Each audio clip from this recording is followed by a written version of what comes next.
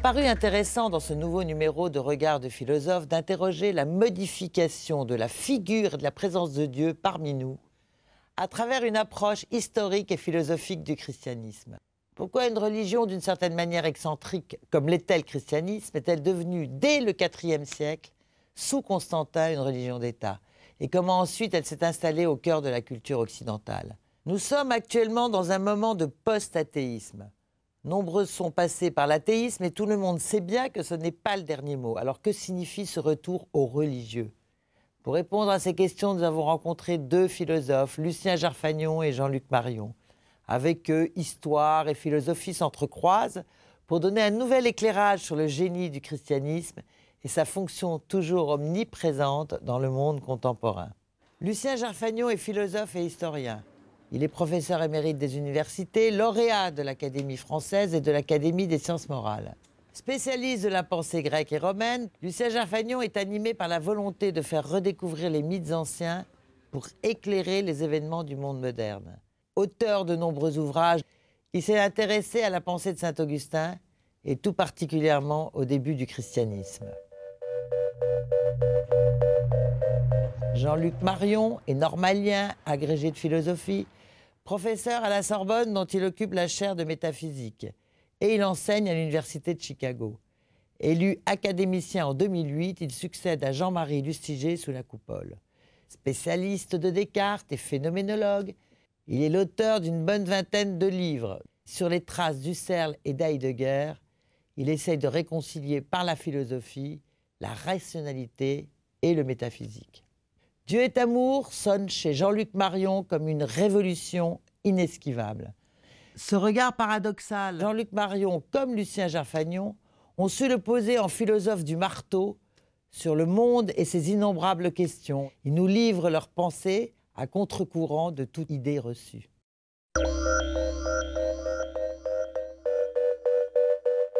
La notion de Dieu moral, il faut bien comprendre que, comme vous le dites, elle vient de Kant, c'est-à-dire le Dieu étant suprême n'est pas accessible en philosophie. Par contre, le Dieu de la moralité, la deuxième critique, de la critique de la raison pratique, lui est accessible et il est fondamental, il tient un rôle métaphysique. Et après Kant, on peut dire que la philosophie allemande, de manière positive ou négative, Feuerbach, Schopenhauer et Nietzsche lui-même, s'est focalisé sur la validité de cette définition de Dieu comme fondement de la morale, le Dieu du bien et du mal. Et quand Nietzsche commence à comprendre que le bien et le mal, ce sont des valeurs qui dépendent de l'évaluation que certains en font, à ce moment-là, il est bien clair que ça ne peut pas être le lieu du divin. Le lieu du divin ne peut pas être dans la moralité, puisque nous sommes capables, nous, de redéfinir la moralité par des évaluations. Nous pouvons penser par-delà le bien et le mal. Si nous pouvons penser par-delà le bien et le mal, le Dieu qui est le garant, l'auteur, le rétributeur et le juge du bien et du mal, n'est plus premier. Cette définition-là n'est plus digne, si je puis dire, de Dieu. Nietzsche, d'une certaine manière, a poussé très loin l'avancée vers un Dieu par-delà le bien et le mal. Et donc Nietzsche est celui qui congédie la dernière définition spéculative, forte, de Dieu par la métaphysique. Et loin de fermer la question de Dieu, là Heidegger a tout à fait raison, il ouvre la question de Dieu. Et le XXe siècle se caractérise par la réouverture de la question de Dieu hors de ses définitions métaphysiques. Il ne faut pas se tromper sur ce que veut dire la mort de Dieu. Et d'ailleurs, notre époque est, pour le meilleur ou pour le pire, obsédée par des nouvelles figures du divin, avec des dérives de toutes sortes. Mais il y a une espèce de compétition actuellement entre les figures du divin qui est rendue possible par le fait que la métaphysique ne peut plus les fixer.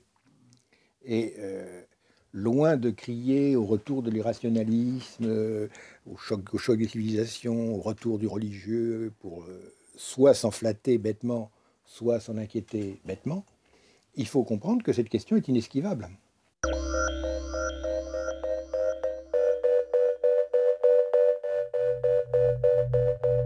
Du point de vue religieux, Rome était ville ouverte.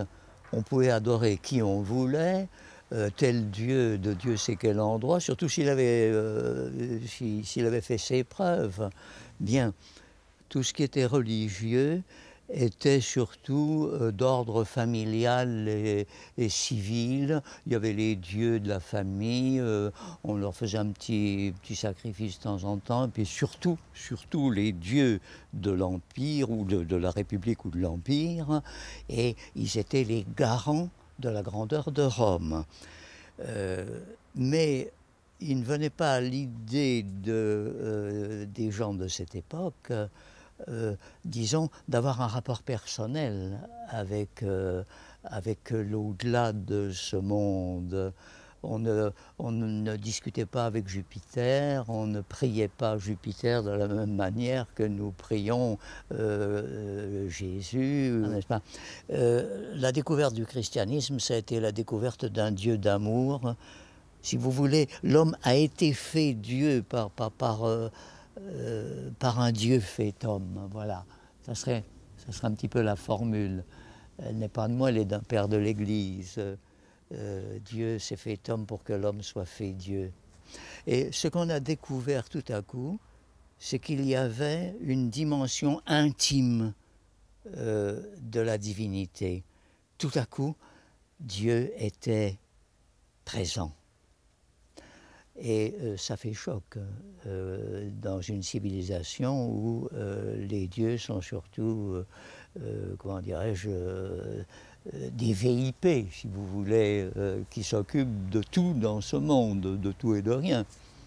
Mais en revanche, en adorant n'importe quel dieu, il fallait surtout ne jamais oublier que les dieux de Rome étaient les premiers qui garantissaient la solidité de l'Empire. Et en plus, les dieux passaient pour pas très commodes.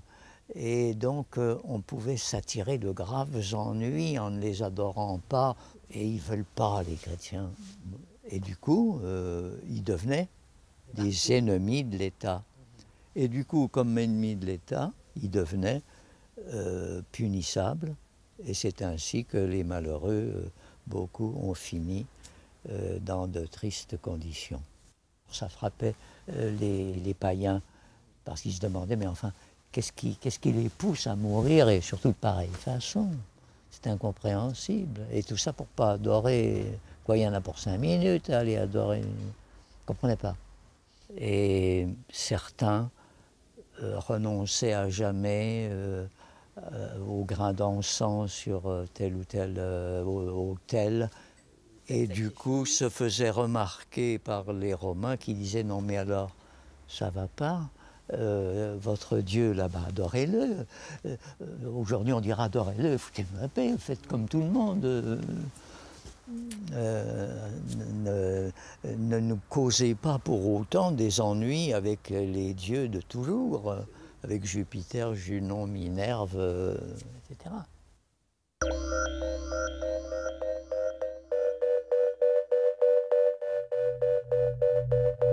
Nous ne saurons jamais si le monde est fini ou infini, et nous ne pourrons jamais démontrer l'existence de Dieu. Ça n'empêche pas que nous ayons des idées du jeu, des idées du monde et des idées de Dieu. Mais ce ne sont jamais des idées auxquelles correspondra un objet de l'expérience. Bon. Cette thèse veut dire qu'il y a donc des certitudes négatives. L'exemple le plus typique, c'est la certitude négative à propos de ce que l'homme est. Je ne vais pas reprendre l'argumentation, mais mon point est le suivant. De fait, l'homme ne se connaît pas lui-même.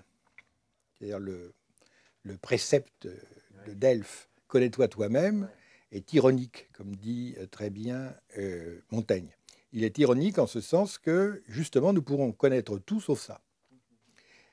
Eh bien, cette impossibilité, elle est validée par le fait que, en sens inverse, toute prétention à définir ce qu'est l'homme en général ou à définir tel homme en particulier aboutit à mettre en danger l'humanité de l'homme. Et ceci, nous le voyons dans les régimes totalitaires qui disent ce que l'homme idéal est, ce qui permet immédiatement de définir ceux qui ne correspondent pas à ce modèle, et donc éventuellement de les déclasser, voire de les supprimer.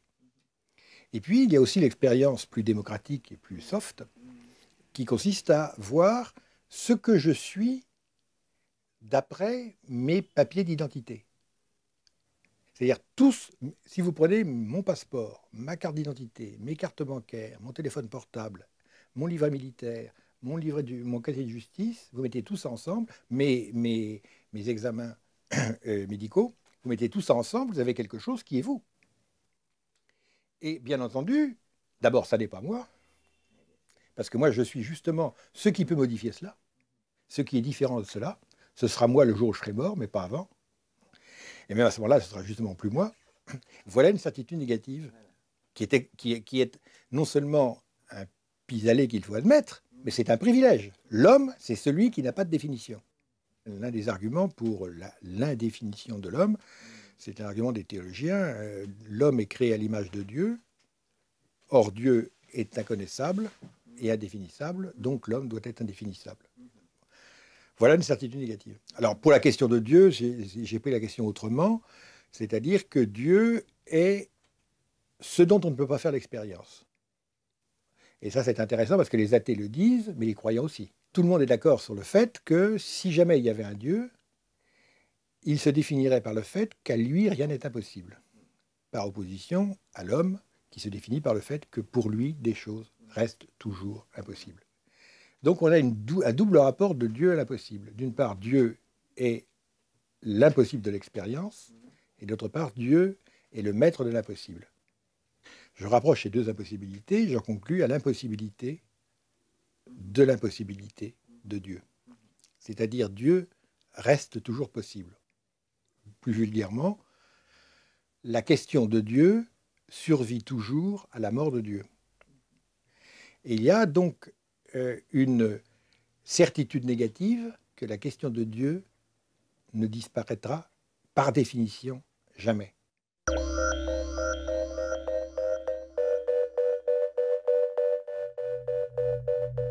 Je pense comme Turcan, dans son très beau Constantin, il y a pas tellement longtemps, je pense qu'il était sincère. Je pense qu'il était sincère. Il avait d'ailleurs adoré d'autres dieux, puisque on le trouve recevant une couronne d'Apollon, n'est-ce pas, qui lui promet la gloire dans un temple gaulois avant. Comme quoi un dieu peut en cacher un autre. Et là, bon, il se convertit à Christus, à Christos, à Christus, bon. Et bon, peu à peu, ça va devenir une religion d'État. Inutile de dire que ça va créer un fameux appel d'air. Les gens qui jusque-là étaient, disons, restés très, très en dehors, parce qu'ils n'avaient pas du tout envie de mourir, beaucoup n'avaient pas du tout envie de mourir martyrs. Hein. Constantin Auguste étant chrétien, eh bien, il faut se faire chrétien, c'est pas mal. Hein, religion d'État. Mais il permettra quand même au paganisme de continuer, et ce sera ses successeurs qui interdiront le paganisme. Les anciens persécutés deviendront persécuteurs. C'est tout naturel, n'est-ce pas? Le ciel changeait de propriétaire, et il trouve même le moyen de christianiser des fêtes païennes. Les robigalia deviendront les rogations, comme par hasard le dies natalis solis invicti, autrement dit le solstice d'hiver, ça deviendra Noël, et le solstice d'été deviendra Saint Jean-Baptiste, parce que Jean-Baptiste a dit de Jésus, il faut qu'il croisse et que moi je diminue. Donc, culte solaire dans les deux cas. Les chrétiens ont squatté tranquillement les fêtes païennes. Mais ça n'a pas fait que du bien, ça n'a pas été qu'une bonne idée, si j'en crois les pères de l'Église. Si j'en crois des gens comme Eusèbe de Césarée, n'est-ce pas, l'auteur de l'histoire ecclésiastique, si j'en crois Jérôme de Stridon, Saint Jérôme, le christianisme, disons qu'a beaucoup profité du point de vue matériel, disent-ils, mais il a beaucoup perdu en vertu. Et c'est pas Gerfagnon qui le dit, hein, ce sont deux pères de l'Église que je viens de citer.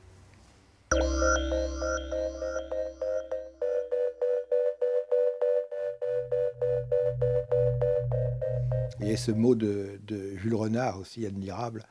Dieu, celui que tout le monde connaît, virgule, de nom. C'est génial. Dieu, celui que tout le monde connaît, virgule, de nom. Et personne ne peut dire qu'il ne connaît pas de nom. N'en sait pas plus. C'est formidable, ça. Et c'est très théologique, parce que finalement, dans la révélation judéo-chrétienne et dans l'islam, ce que Dieu dit, c'est son nom, mais son nom n'est aucun des noms. Il est tous les noms et aucun des noms. Donc de Dieu, il faut dire tous les noms, il faut nier tous les noms, et puis il reste quoi? Ce que j'appelle la dénomination, avec un tiret, c'est-à-dire le fait qu'il faut déconstruire tous les noms qu'on lui a attribués pour qu'il ne reste plus que le nom. Alors, prenons donc le cas très particulier de Dieu qui est le nom indéfinissable par définition. La métaphysique, cette forme de pensée philosophique qui s'impose, disons, à partir du XIIIe siècle jusqu'au XIXe, au début XXe, a pris comme... C'est saint Thomas d'Aquin qui fait l'un de ceux qui font ce virage, a dit on va aborder la question de Dieu à partir de l'instrument le plus fort que nous ayons en philosophie, qui est l'être. Et donc Dieu va être l'étant suprême, l'acte d'être, etc., etc. La philosophie a suivi ce chemin pendant un certain temps. Puis il y a un moment où l'être ne suffit pas, très clairement, pour entrer dans la voie d'une dénomination du nom. Alors, qu'est-ce qu'on fait? Alors on peut dire la question de Dieu est fermée. Bon, moi je me suis rabattu, si je puis dire, dans mon enquête sur les mouvements qui ont été faits par la théologie chrétienne des premiers siècles. Or, j'ai découvert que, tout en disant qu'il n'y a pas un nom exact pour l'essence de Dieu, les théologiens avaient dit que le nom le plus vénérable, c'est la formule de Denis l'Aréopagite, le nom le plus vénérable, le moins inadéquat, c'est celui que Dieu utilise à propos de lui-même dans le Nouveau Testament, à savoir Dieu est amour. Première épître de Jean, chapitre 4. Dieu est amour. Cette tradition n'a jamais cessé dans la théologie chrétienne de penser Dieu comme amour. Alors moi je me suis posé le problème suivant, est-ce que nous avons des ressources pour prendre cette option, pour la continuer? Alors la grande difficulté, c'est que nous n'avons pas de concept d'amour, si je puis dire, suffisant pour pouvoir l'appliquer à Dieu.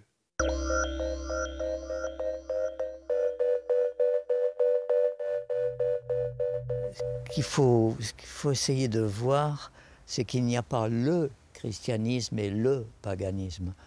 On ne croyait pas au Dieu sous Numa Pompilius comme on y croit sous Cicéron, comme on y croira sous Septime Sévère.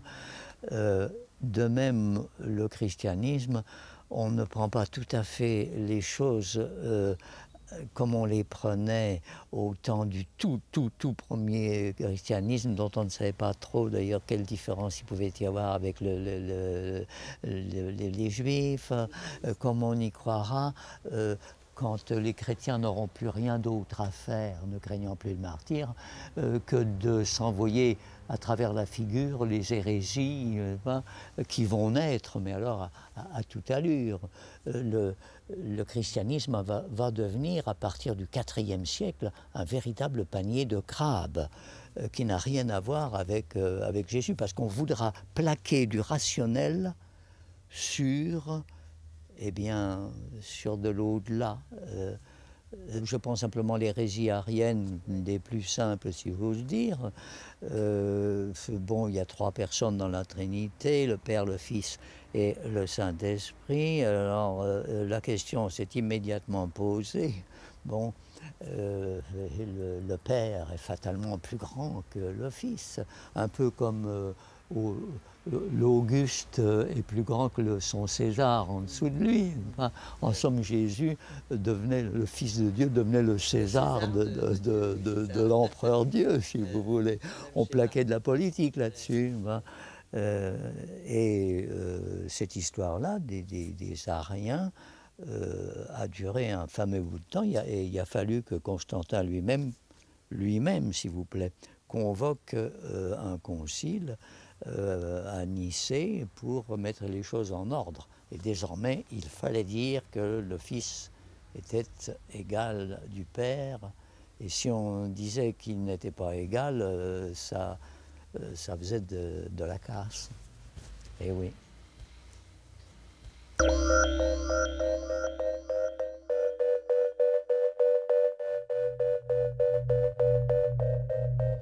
Il y a une chose tout à fait fondamentale, c'est que l'amour n'est pas lié à l'être. En particulier, on peut aimer ce qui n'est pas, on peut aimer ce qui n'est pas encore, on peut aimer ce qui n'est plus. Donc les limites de l'être, l'opposition être-néant ne vaut pas pour l'amour. On peut s'imaginer la situation de Faust et de Méphistophélès. Quelqu'un qui viendrait nous voir en nous disant « Je te propose le contrat suivant. Tu auras tout ce que tu veux posséder. Tu vivras éternellement et tu connaîtras tout ce qu'on peut connaître. Mais en échange, tu devras renoncer à une seule chose, à la possibilité d'aimer et d'être aimé. » Devant cette question, qui est-ce qui dirait d'accord? Celui qui dit d'accord, c'est le prix qu'il paie, c'est-à-dire il renonce à être humain. Et je pense que peu de gens l'accepteraient. Inversement, le fait d'avoir tout ce qu'on peut avoir n'a jamais été suffisant pour rendre quelqu'un heureux. C'est peut-être très souvent l'expérience contraire qui se passe, c'est-à-dire quand on a tout, c'est à ce moment-là qu'on découvre qu'il manque l'essentiel. Aimer ou être aimé. Et on reste vivant aussi longtemps que la possibilité d'aimer ou d'être aimé demeure. Si on perd cette possibilité, la question de savoir si on est encore un humain se pose. Donc, il y a ce que j'appelle une réduction érotique. C'est-à-dire, nous voulons aimer et surtout être aimés, et nous ne pouvons pas considérer cette option comme optionnelle. Alors, ça c'est la première entrée dans la situation érotique. Et personne ne peut dire qu'il ne l'a pas éprouvée, cette entrée. La deuxième chose, le deuxième moment, c'est le moment où on constate, dans le jeu de la séduction au premier degré, qu'il est impossible de s'aimer soi-même. C'est-à-dire, nous croyons tous que nous aimons nous-mêmes, que l'amour de soi est la chose la plus partagée. En fait, ce qui est partagé, c'est la volonté d'être aimé. Et donc, l'étape suivante, qui est véritablement le début de la vraie logique érotique, c'est celle de Don Juan et c'est celle du Dieu créateur, c'est d'être le premier à aimer, même si on n'est pas aimé. Et il y a des cas où Don Juan, c'est merveilleux parce que quand il commence, il dit à une femme qui ne l'aime pas « je t'aime ». Alors bien entendu, on ne sait pas si c'est un mensonge ou si c'est un mensonge un peu sincère, un wishful thinking, c'est autre chose.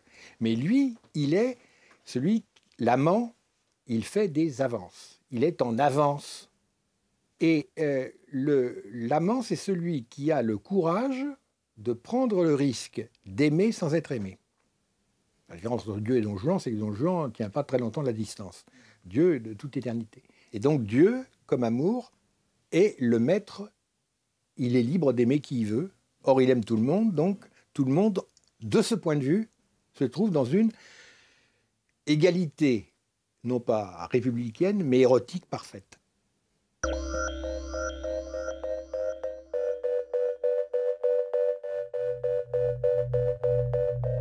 Un concept, parce que nous aimons beaucoup les abstractions, sous un concept que nous appelons le mal, avec un M majuscule.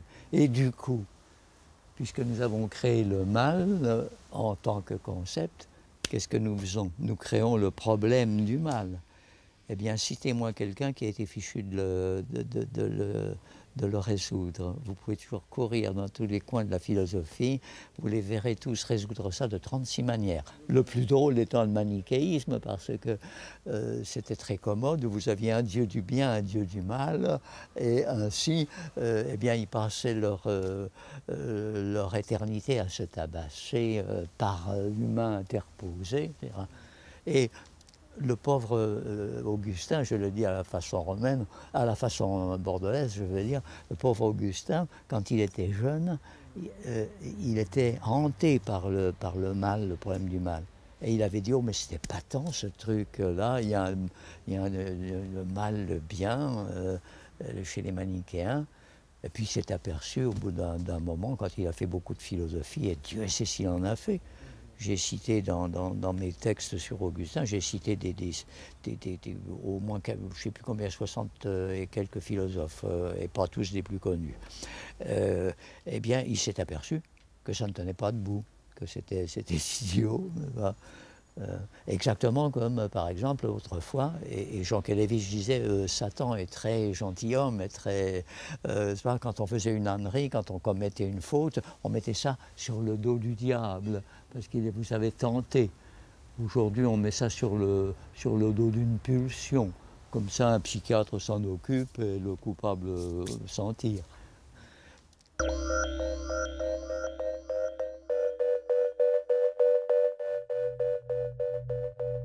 Le problème du pardon, enfin Derrida en a parlé, Yankelevitch, beaucoup de gens en ont parlé, se focalise sur la question peut-on tout pardonner? Sitôt qu'on pose la question ainsi, on tend à ramener la logique du pardon à la logique de la justice, c'est-à-dire de l'égalité entre le bien qui est fait et le mal qui est fait, enfin, etc. Bon. Et en ce sens, on veut rétablir un rapport d'échange. J'allais dire un rapport de justice, c'est donc un rapport d'échange, de commerce, d'économie. On veut rétablir l'égalité. Je pense qu'on peut interpréter le pardon autrement.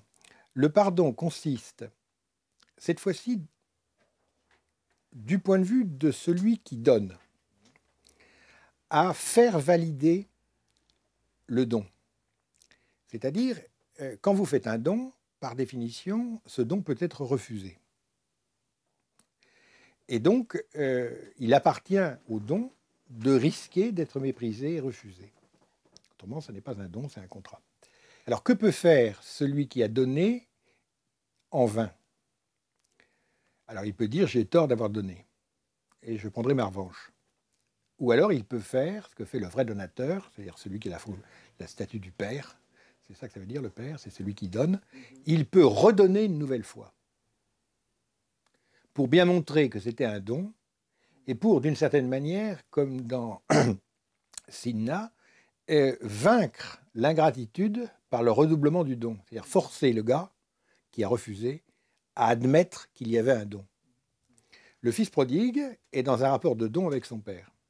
Et il refuse le rapport de don en disant au père, écoute, je vais hériter, j'ai donc la moitié de l'héritage, tu vends tout et tu me donnes ma part d'héritage, je le possède et j'en fais ce que je veux. Donc là, il applique simplement la loi. Le père obéit et lui donne sa part d'héritage, il part, il bouffe tout et il se trouve dans une situation de désastre économique, famine. Il n'y a rien à manger. Lui, il est sorti de la logique du don.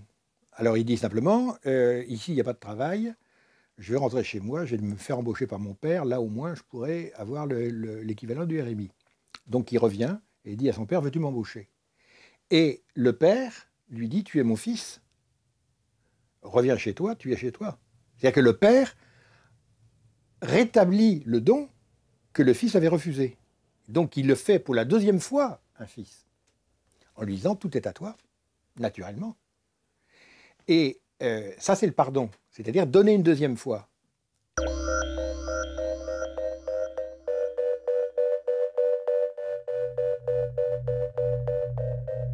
Le pardon des offenses, c'est peut-être la partie de mon Notre Père que j'ai le plus de mal à réciter. J'essaie.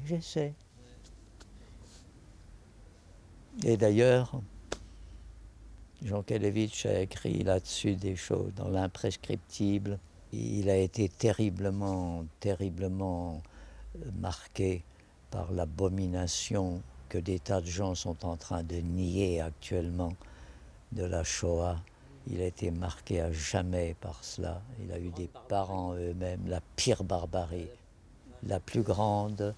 Et pourtant, un historien a vu pas mal d'horreurs. Mais celle-là, déterminée comme telle, étudiée comme telle, mise en place comme telle, c'est ce qu'on aura vu de pire.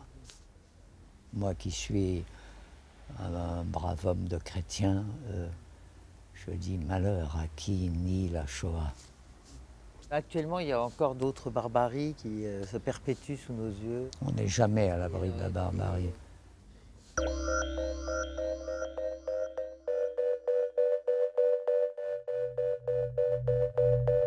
Il y a beaucoup de gens qui croient qu'ils doutent de Dieu alors qu'ils doutent simplement d'eux-mêmes. Moi, j'ai toujours douté de moi-même, mais jamais de Dieu, ce qui me semble d'ailleurs plus raisonnable que de faire la chose en sens inverse. Le Christ, c'est le centre du monde et le centre de l'histoire. C'est le premier-né de toute créature et l'accomplissement de toute créature. Point. Je ne peux pas en dire plus, parce que c'est vraiment à cela que se résument les choses.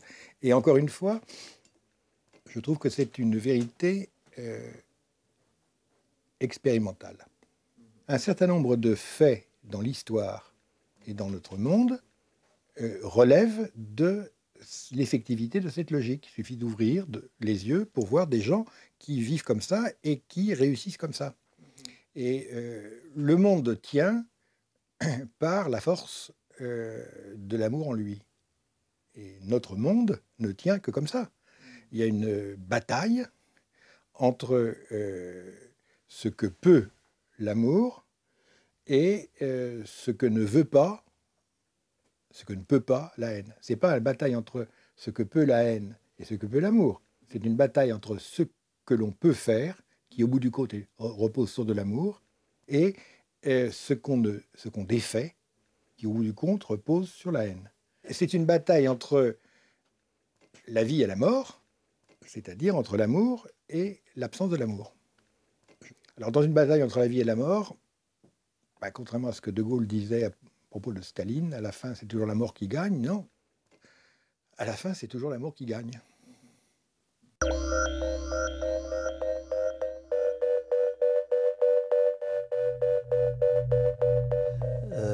Je tiens beaucoup, peut-être en tant que croyant, je tiens beaucoup à la laïcité. Autrement dit, je n'aime pas beaucoup que, si vous voulez, les gens ne puissent pas adorer leur Dieu dans leur cœur comme il convient. Mais je n'aime pas davantage qu'une religion s'étale et s'impose aux autres. Car les religions ont ceci de particulier, c'est que toute religion s'imagine être la seule, et la seule bonne.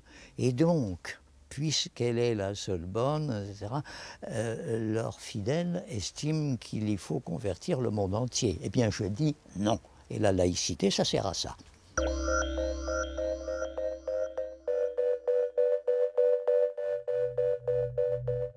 La religion coupée de toute culture, à ce moment-là, c'est une secte. C'est ni plus ni moins qu'une secte qui vous conduit droit au fanatisme. La culture coupée de la religion, c'est une encyclopédie qui a été censurée de toute une partie de l'homme, et le contraire ne vaut pas mieux. Hein. Rappelons-nous ce que les Romains disaient de la culture. Cicéron dit quelque part que c'était cultura animae, c'est-à-dire la culture de l'âme. Pour Cicéron, c'était ça. Et Cicéron n'était pas chrétien. Mais la culture de l'âme, aujourd'hui, nous le dirions, c'est une culture de l'esprit.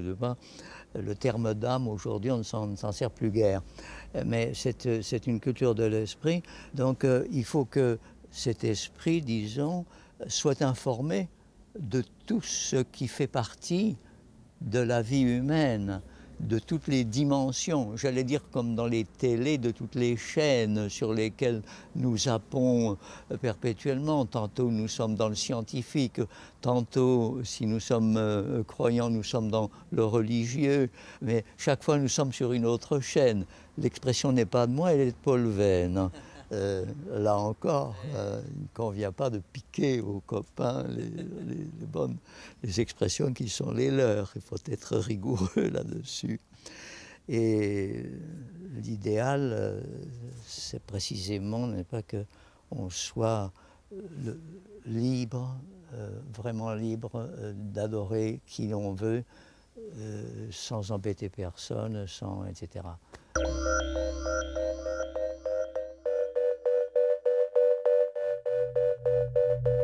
Nous avons toujours tendance quand même à surdéterminer le niveau de drame. L'histoire en ce moment est une histoire qui n'a pas plus de drame que dans les siècles précédents. Je veux dire, en un sens, nous sommes dans une période... l'Europe, il y a un miracle européen. Je veux dire, la période de paix que l'Europe connaît, depuis le début de l'histoire de l'humanité, c'est une première. C'est tout simplement comme ça. Il faut le dire comme je veux dire, il va y avoir 2 générations qui n'ont pas fait la guerre en Europe. Je voudrais bien savoir depuis combien de siècles ça ne s'est pas passé. Donc il faut prendre les choses un peu calmement. De la même manière, par exemple, le niveau de vie mondial n'a jamais été aussi élevé, j'allais dire surtout dans les pays pauvres, que maintenant. Surtout dans les pays pauvres. C'est un fait récent. Mais il y a des pays émergents qui ont vraiment émergé. Or, ça, c'est une révolution. Le fait que l'essentiel de l'Asie, que l'Amérique du Sud soit sorti pour l'essentiel de la non-économie et de la pauvreté endémique, et qu'une partie de l'Afrique soit en train de le faire, c'est quand même une chose absolument inouïe, qui n'était jamais arrivée. Donc il faut aussi...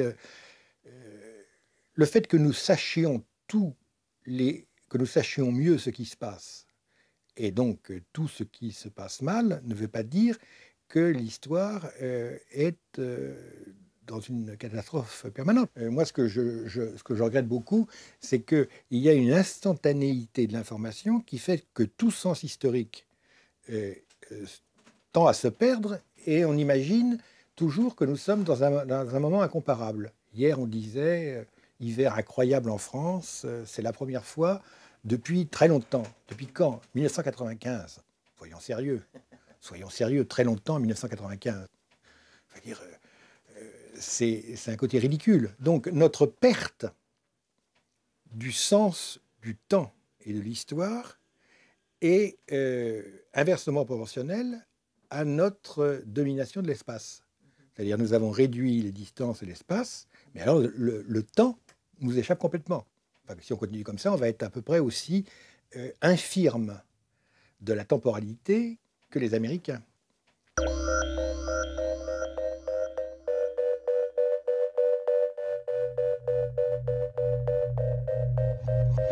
Nietzsche, il y a une chose en tous les cas, c'est que son scoop sur la mort de Dieu, ça ne s'est pas vérifié. Vous pouvez le demander, il n'y a qu'à regarder les intégristes de tout poil. Donc, sa mort de Dieu, remarquez, le diable n'a pas suivi bien loin. Hein.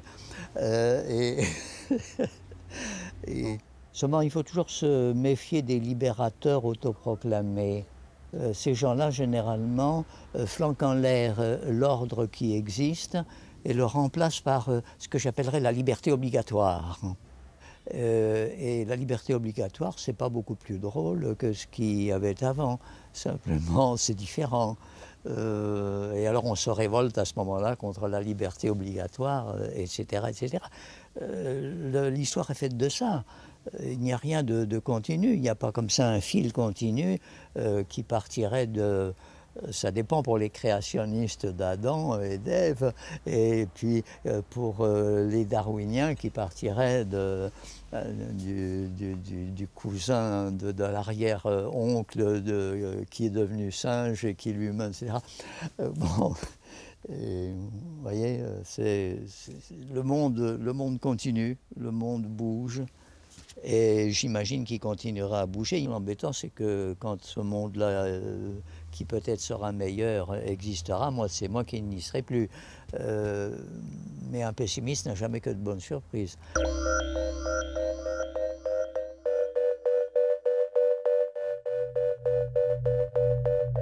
Aussi longtemps qu'on se sert des choses sans savoir s'en servir, on s'en sert correctement. Mon téléphone portable, il est plus intelligent que moi, de son intelligence à lui. Je ne sais pas m'en servir et il fait exactement ce que je veux et je ne fais pas ce qu'il veut.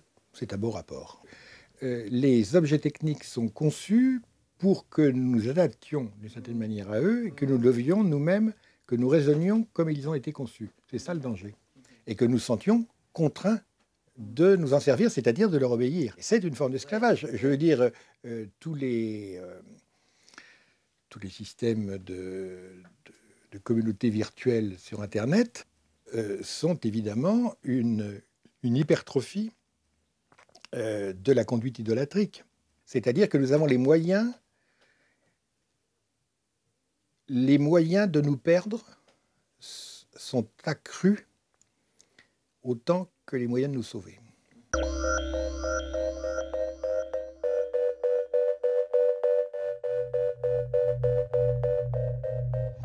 Nous sommes une durée unique qui s'inscrit dans une durée commune. Et ce qu'il faut, c'est essayer de développer en soi-même cette dimension unique qui est la nôtre pour toute l'éternité. Nous sommes, chaque être humain est un point de l'éternité qui ne se reproduira plus jamais. Tout être que vous voyez dans la rue, c'est un moment, un hapax, on dirait en grec, une unicité. Tenez, un qui avait bien vu ça, c'était mon bien-aimé maître en philosophie, Vladimir Jankélévitch. Il savait que nous étions un être unique et que cet être unique ne devait jamais manquer son unique matinée de printemps. Et que c'était comme ça d'ailleurs que peu à peu nous pourrions susciter chez d'autres l'envie d'être aussi un être unique et de faire profiter de cette unicité la multiplicité et non pas ce monde commun dans lequel on barbouille tout le temps, qui nous est balancé par les publicités. Toujours. Sortir de ce monde, non pas par mépris, mais simplement pour être un peu plus soi.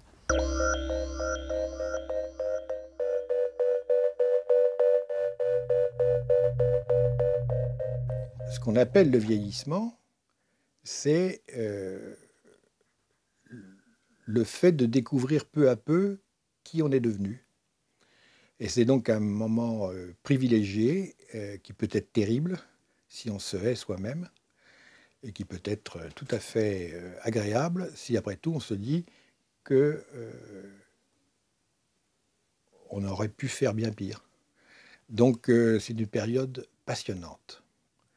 Donc non seulement je ne regrette pas de croître en âge, mais j'en suis plutôt heureux. Et est-ce que vous avez peur de la maladie ? Bah oui, j'ai peur de la maladie, bien entendu, mais on se connaît déjà un peu. On s'est fréquenté. Ça ne sera pas une découverte. J'ai peur de la médecine plus que de la maladie. J'ai peur de la façon dont on va vouloir me guérir. Je voudrais bien mourir en bonne santé.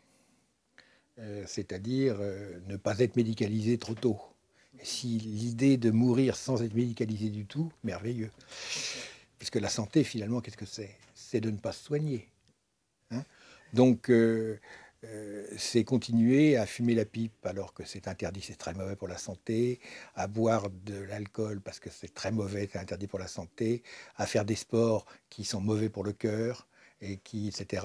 Alors, ce qui vous offre des chances, si vous voulez, de mourir en bonne santé, c'est ce que je me souhaite. Une des angoisses que maintenant tout le monde a, c'est de savoir si nous serons encore des êtres humains quand nous mourrons, ou si nous allons périr comme des objets.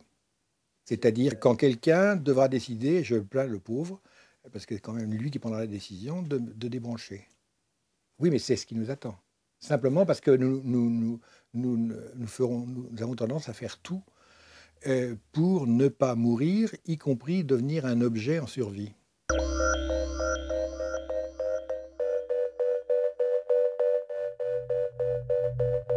La mythologie nous apprend que le mythe, contrairement à ce qu'on prétend, les gens prétendent que le mythe c'est une sottise parce que c'est irrationnel, etc.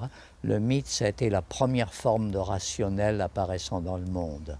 Un qui l'a bien vu, c'est Georges Gusdorf, il y a de ça une cinquantaine d'années. Voilà. On voulait savoir, au fond, pourquoi c'était comme ça et pas autrement. On voulait savoir d'où ça venait. On s'étonnait qui est ceci, qui est cela. Et il fallait bien qu'il y ait une cause. Peu à peu, on en est venu à une cause. Et ces premières causes, qu'est-ce que ça a été? Eh bien, ça a été des mythes, ça a été des dieux, ça a été tout ça qui était la cause de ceci, la cause de cela. Donc la première apparition du rationnel aurait été le mythique. Et après, les mutoi en question, le mythos, le mythe, eh bien, il a toujours, pendant des siècles et des millénaires, aidé à vivre les gens en leur donnant une espérance. Et là, vous verrez que je suis écuménique. Je vais citer quelqu'un qui est fort remarquable, ancien ministre de la Culture du Vatican, le cardinal Poupard, quand il dit « la foi, c'est l'espérance dans un amour ».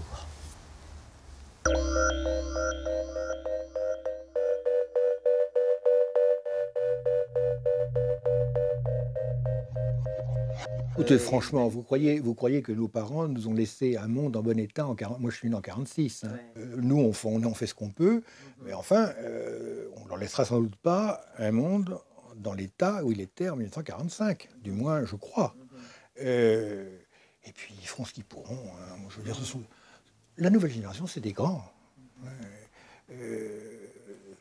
Nous, on a fait, les 68 arts, on a fait ce qu'on a pu. Ce qu'on a fait de mieux, c'est qu'on est entré enfin dans une claire vision du nihilisme. Enfin, nous ne nous laissons plus piéger aux discours idéologiques globalisants et totalitaires. Bon, on a mis le temps. Enfin, maintenant, nous sommes devenus d'un scepticisme profond et c'est une grande victoire. Les régions du monde où il y a encore des idéologies dominantes, d'abord, ils n'y croient pas vraiment, que ce soit les Chinois ou les musulmans. Heureusement, ils n'y croient pas vraiment, et ils y croiront de moins en moins. Et toute idéologie de ce type, ou idéologie nationaliste, qui tente un peu la Russie en ce moment, nous apparaissent comme des régressions, comme du retard culturel. Je crois que c'est du retard culturel. L'Europe est en avance de sa faiblesse. La faiblesse de l'Europe, qu'elle n'ait pas une politique de puissance, de croissance fondamentale, qu'elle n'ait pas envie de faire la guerre, vient du fait que la guerre, la puissance, le totalitarisme, nous l'avons inventé avant tout le monde. Nous l'avons imposé à tout le monde, nous en avons payé le prix et nous n'avons pas envie de recommencer.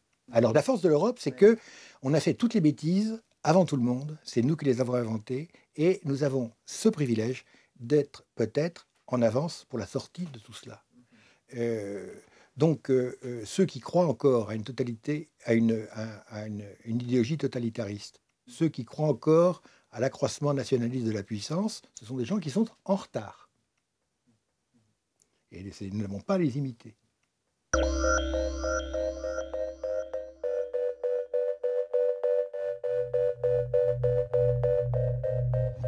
Être soi-même tel que la nature même de votre être vous l'impose. C'est-à-dire non pas un être livré à toutes les dérives, parce qu'aujourd'hui les gens sont surtout axés sur leur nombril, mais un être qui se prend en main et qui veut être soi, non pas pour dire « oh, ce que je suis bien », mais pour aider les autres à être eux-mêmes, leur faire naître la même envie d'être soi. De même qu'un prof, c'est fait pour donner envie à des étudiants d'en savoir un jour autant, et peut-être plus. La crise économique ou bancaire, elle est le résultat de décisions morales ou immorales. C'est parce que tout le monde admet qu'il n'y a pas de limite à l'enrichissement et que tous les coups sont bons qu'il y a ces crises. De la même manière, s'imaginer par exemple qu'on va régler le problème du début de la vie et de la fin de la vie en restant au niveau des sciences, c'est de la folie. Et c'est une folie dans laquelle nous sommes quand même très largement avancés. Moi, j'ai eu la chance extraordinaire d'être marié d'un mariage que nous qualifions d'éternel. Et donc, nous avons en commun, nous nous aidons en commun à découvrir qui nous sommes et qui est le monde. Ben, nous en discutons à chaque instant. Voilà. Alors nous essayons simplement d'être nous, sans plus. J'allais dire, c'est pas sorcier. Encore faut-il le vouloir, mais le vouloir comme on veut quelque chose de beau.